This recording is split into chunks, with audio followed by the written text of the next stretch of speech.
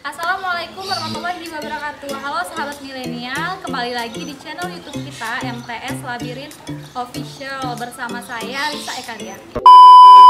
Nah, kali ini aku udah ada di tempat usaha minyak Gizi Community. Kali ini aku bakalan ngobrol sama ownernya, mau tahu lebih lanjut tentang usaha ini. Yuk kita kepoin.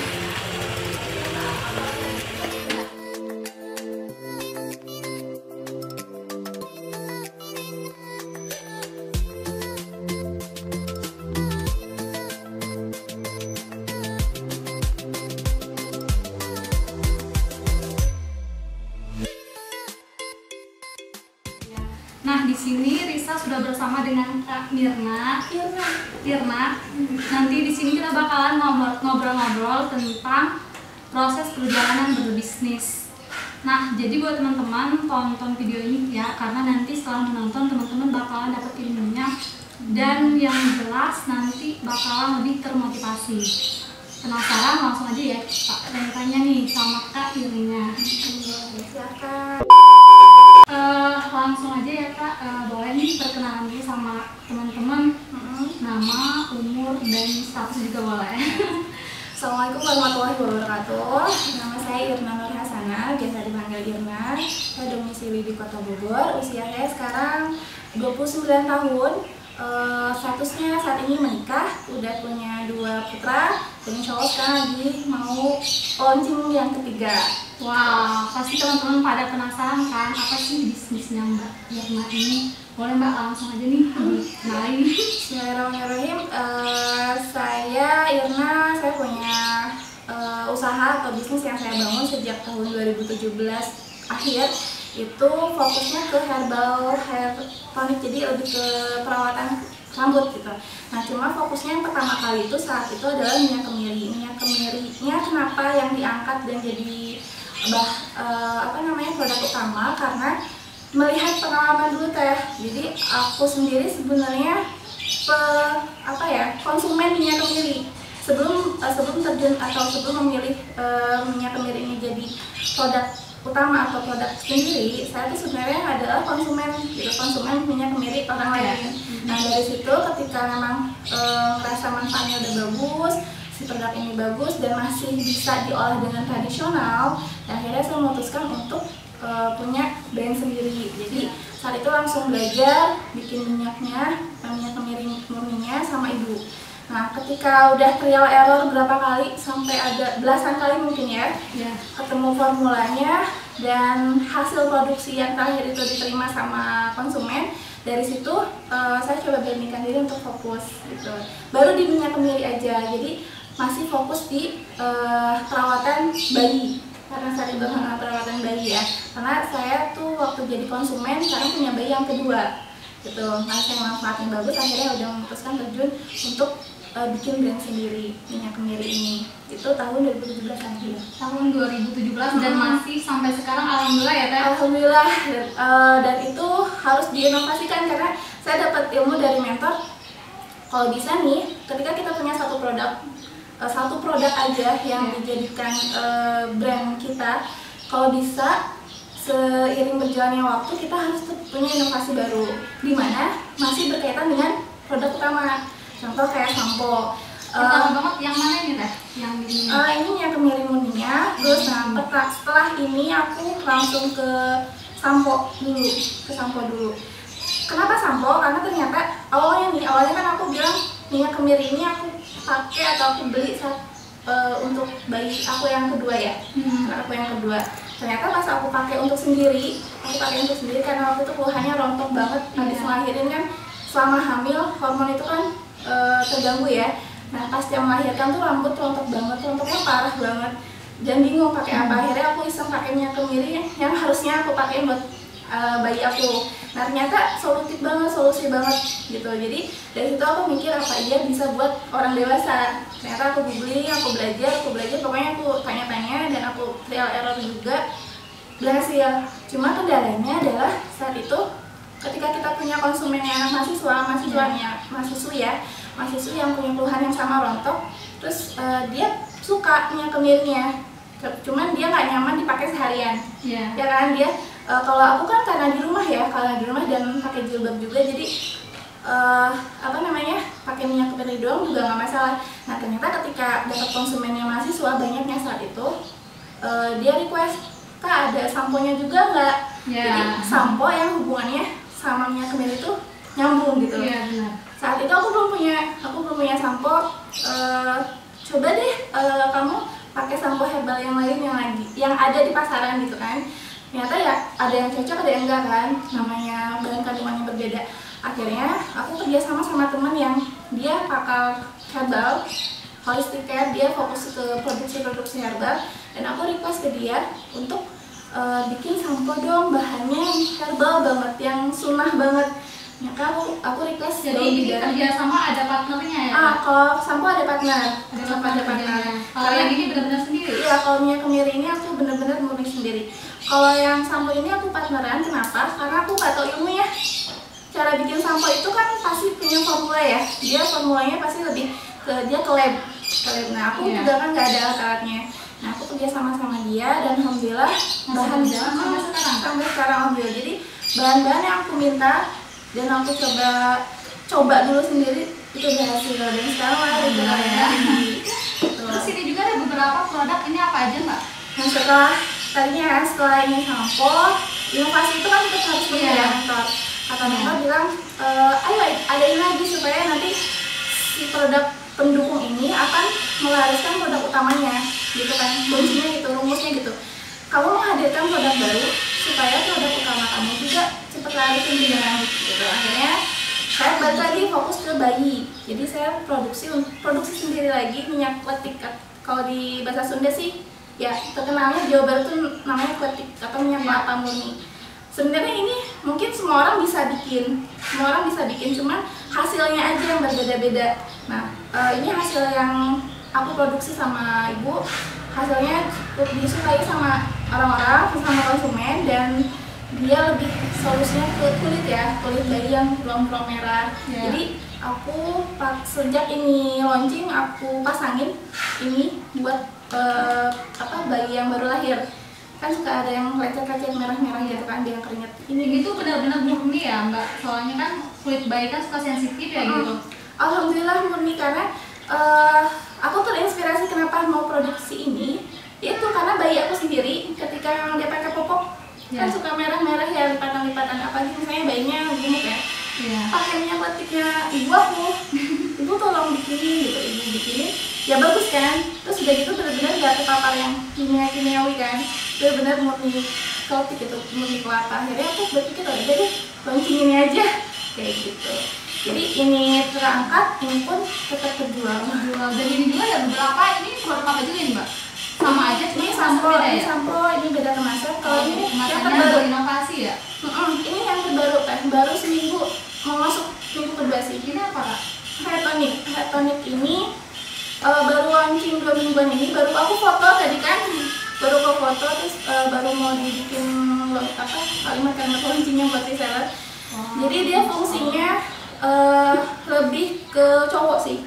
Cowok kan dia pengen pakai minyaknya, dia punya masalah rontok juga nih, atau dia yang hampir botak ya rontoknya.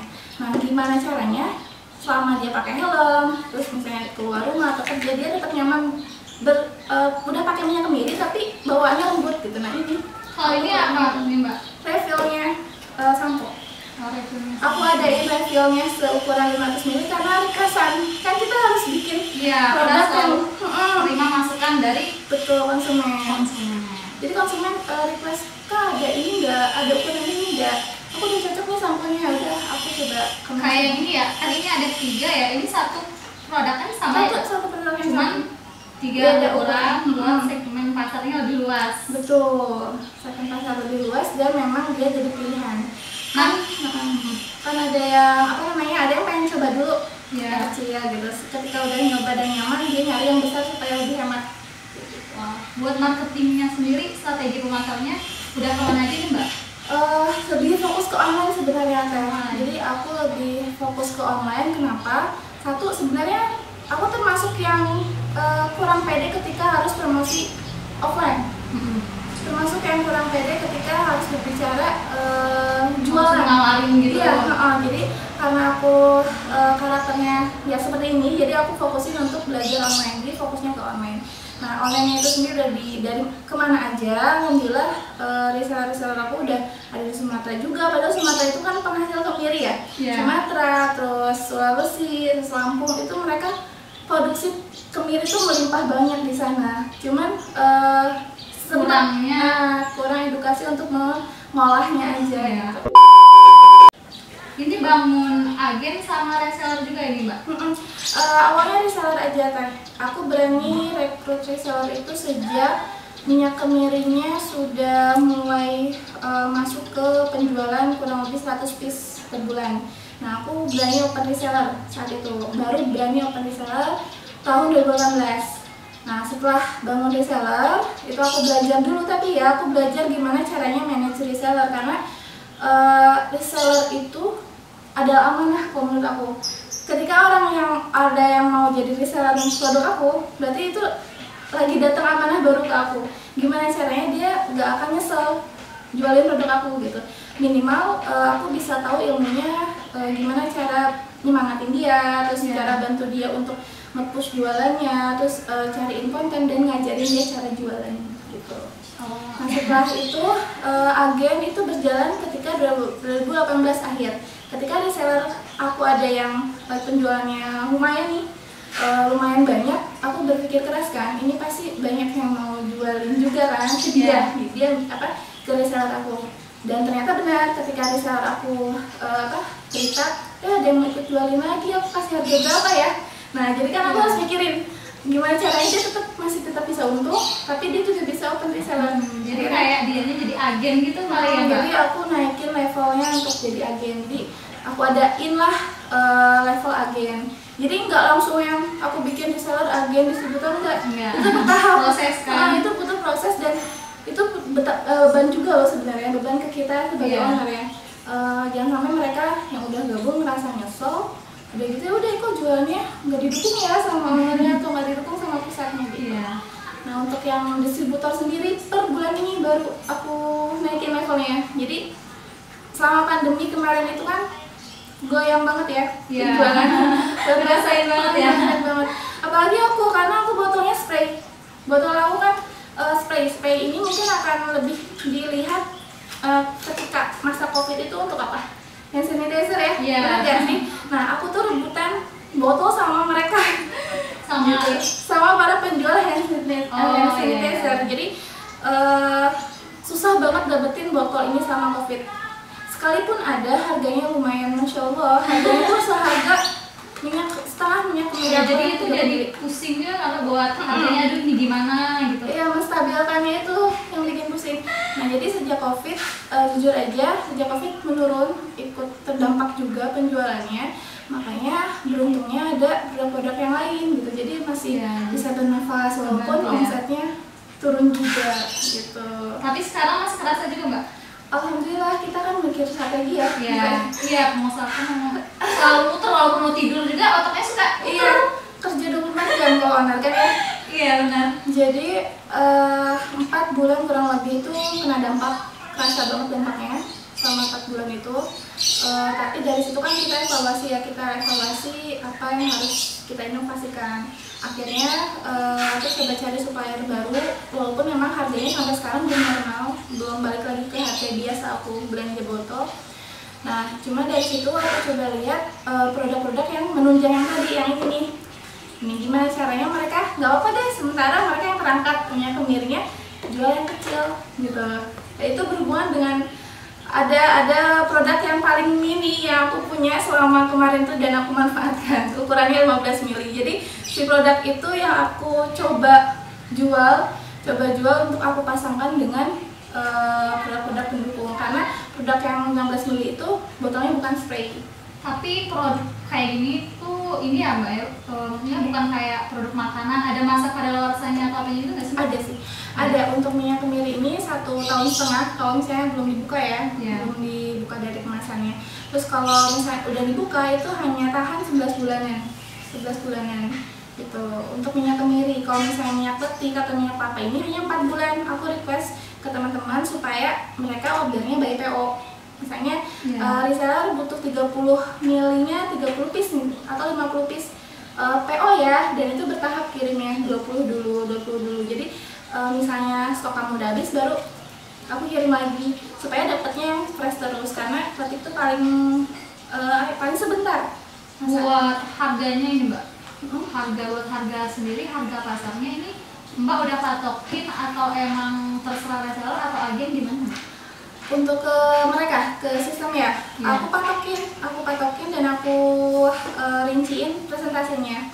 Reseller itu potongannya 20% dari harga customer, agen itu aku potong 35%, terus kalau distributor 50%. Distributor kenapa berani aku kasih 50%? Satu, basically karena ini usahanya wirausaha sosial, jadi aku nggak mau untung sendiri, jadi pengennya aku untung berjamaah sama mereka, dan utamanya untuk yang produksi. Jadi yang produksi itu kan lingkungan sekitar ya, dengan dikomandoi sama ibu aku sendiri. Jadi ibu aku sama ngajak tetangga yang memang mau ikut produksi, dan mereka yang insya Allah yang mudah-mudahan jadi wasilah terbantu sedikit gitu ya ekonominya. Nah jadi 50%-nya itu aku fokusin untuk mereka. Jadi kenapa distributornya gede juga ya, aku berharap bisa mengedukasi mereka distributor itu supaya sisihkan 10% atau 5%-nya khusus untuk fokus kamu, entah itu Jumat berbagi atau apa, sedekah-sedekah kayak gitu kan. Jadi ada program khusus distributor. Jadi sejak distributor itu aku angkat, aku naikin levelnya di bulan ini baru per bulan ini. Jadi aku adain program di mana ada kegiatan 10 atau sampai 10% itu ada program untuk infak atau sedekah gitu, dan yang dijalankan oleh mereka gitu dari keuntungan 50%. Jadi ini juga berdampak dengan minimal lingkungan sekitar mereka gitu. Kalau aku kan lingkungan sekitar rumah produksi gitu. Kalau misalnya mereka mungkin lingkungan rumah. Nah, jadi alhamdulillah juga produk ini sudah berdampak dengan lingkungan sekitar, juga cita-citanya. Amin, dan juga sudah bangun agen, reseller, strategi pemasaran juga udah jalan ya Mbak? Iya. Nah, jadi sebelum bisnis fokus di bisnis ini, pernah gagal atau mencoba di bisnis lain nggak sih Mbak? Pernah sebelumnya, tapi bukan produk sendiri ya. Oh, jadi reseller gitu. Jadi reseller, tapi dari situ aku belajar banyak. Reseller produk orang lain. Kalau misalnya produk sendiri belum pernah, ini justru produk pertama banget yang sampai sekarang jalan. Tapi alhamdulillah jalan gitu ya. Iya, tapi itu juga harus belajar dari ketika kita jadi reseller produk orang lain kan. Iya, jadi teman-teman yang mau memulai bisnis juga bisa banget nih. Jadi kayak gabung jadi reseller dulu, soalnya kita bisa belajar dari ownernya juga kan, kayak dikasih bimbingan gitu ya. Iya betul banget. Jadi kita nggak pasal kok statusnya masih reseller produk orang lain, tapi kita manfaatkan selain ada untungnya buat kita jajan misalnya ya, tapi ada pembelajaran untuk kitanya. Oh iya, nanti cita-citanya aku pengen punya produk juga deh, tapi gini kan kayak gitu. Nah itu aku belajar banget dari produk sebelumnya yang aku jual. Oh ya, tadi kan juga Mbak bilang tadi sudah berstatus istri ya, sudah menikah dan sudah punya anak. Gimana sih Mbak cara tipsnya untuk membagi antara keluarga dan juga bisnis gitu, ngurus bisnis? Manajemen waktunya ya. Manajemen waktu. Saya belajar ke beberapa mentor yang mungkin teman-teman bisa akses sendiri. Ada Dewa Eka Yoga, itu mentor bisnis yang mungkin insya Allah menjadi kiblatnya para pengusaha muslim. Dewa Syalimari ya. Kayak gitu. Terus ada Mbak Muri ya. Aku manggilnya Mak Muri Handayani. Beliau pakarnya emak-emak yang punya bisnis dan bingung manage waktu. Dan itu setiap kali dia seminar, aku pasti kuncinya adalah mengatur waktu. Nah, itu belajar aku dari beliau. Jadi aku coba aplikasikan ilmu-ilmu mereka gitu. Trialnya juga banyak, gagalnya juga banyak ketika bikin to-do list gitu ya. Nah, aku sampai tempel di situ, itu sampai yang di foto kanan, aku tempel di dinding gimana caranya minimal checklist paginya aku laksanain dengan konsisten, nggak pakai kelewat, nggak pakai nggak di jalan kan gitu maksudnya. Jadi minimal banget checklist pagi aku bikin, nggak yang seharian full, karena namanya seharian kan namanya punya anak ya, ambil pasti ada aja yang ambilnya. Jadi minimal ketika bikin checklist pagi itu terlaksana semua, mulai dari bangun tahajudnya misalnya ya, terus dari duha dan lain-lain sampai ke jam 10 tuh ngapain aja itu harus terlaksana yang kita tulis. Jadi waktu itu benar-benar harus di manajemen ya. Kayak misalnya bikin konten, aku belajar bisnisnya masih perlu loh teh. Jadi masih owner ini nggak boleh stuck, udah ngerasa cukup materinya, cukup ilmunya, masih harus terus belajar. Dan itu aku coba paksain diri. Nah, jadi teman-teman bisa juga nih yang mau belajar tadi, udah ada rekomendasinya nih dari Mbak Irna, dari Kang Dewa, tadi bisa belajar. Terus siapa lagi? Makmuri Handayani, bisa dicari di IG-nya Makmuri Handayani. Rekomendasi banget. Nah, jadi kita udah dengerin kan tadi, udah ngobrol-ngobrol sama Mbak Irna. Boleh banget nih buat Mbak Irna kasih pesan-pesannya sama sahabat milenial semua, gimana nih caranya biar kayak Mbak Irna, biar bisa menginspirasi. Iya, insya Allah. Bismillahirrahmanirrahim ya, ini lebih ke nasihat kali ya. Nasihat buat para milenial yang aku juga ngalami sendiri.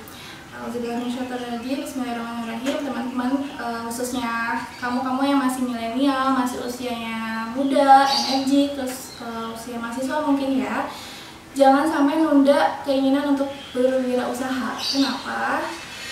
Karena kamu itu mau kamu kerja kemanapun, mau kamu punya karir setinggi apapun, ketika kamu sudah hampir mau pensiun nih, kamu akan balik lagi ke yang namanya usaha atau dunia wirausaha. Khususnya para muslim ini pasti tahu dong, Rasulullah SAW itu teladan banget, dan beliau sangat menganjurkan kita umatnya dan sudah mencontohkan pula berdagang itu adalah salah satu pintu rezeki. Jadi berpedomannya ke sana aja. Jadi jadikan Rasulullah teladan ketika kita sudah melek bisnis, kita sudah melek butuh usaha atau butuh penghasilan, ya udah terus sama lo untuk jualan. Dan itu bisa dimulai dari jadi reseller produk orang lain. Gak usah langsung langsung pengen bikin brand sendiri. Kita harus bertahap gitu. Aku aja selama ini yang baru mau 3 tahun ini punya produk merasa nyesel banget. Kenapa nggak dari yang aku pas masih belum bersuami ya gitu kan bikinnya. Kenapa nggak pas aku pas lulus SMA minimal gitu udah punya usaha, karena benar-benar sangat berdampak banget setelah kamu udah mulai masuk ke tanah usia dewasa gitu. Jadi cita-cita saat sekolah, cita-cita saat lulus kuliah itu bukan jangan patokan untuk kerja, karena ketika udah kerja no problem sih ketika kerja terus sampai punya usaha. Nah itu akan jadi pegangan. Ya, gitu aja sih dari aku. Mudah-mudahan teman-teman bisa coba dan berani, gak usah takut. Mindset itu harus dibentuk dari sekarang. Ya, terima kasih banget lagi sekali lagi sama Mbak Ira, Kak Irna, yang sudah meluangkan waktunya untuk ngobrol-ngobrol sama Risa dan juga berbagi pengalaman sama sahabat milenial semuanya. Semoga sehat selalu dan makin sukses. Amin. Terima kasih kepada sahabat milenial semuanya yang sudah nonton video ini. Next, insya Allah kita bakalan bikin video yang berikutnya. Sekian ngobrol-ngobrol kita kali ini. Wassalamualaikum warahmatullahi wabarakatuh.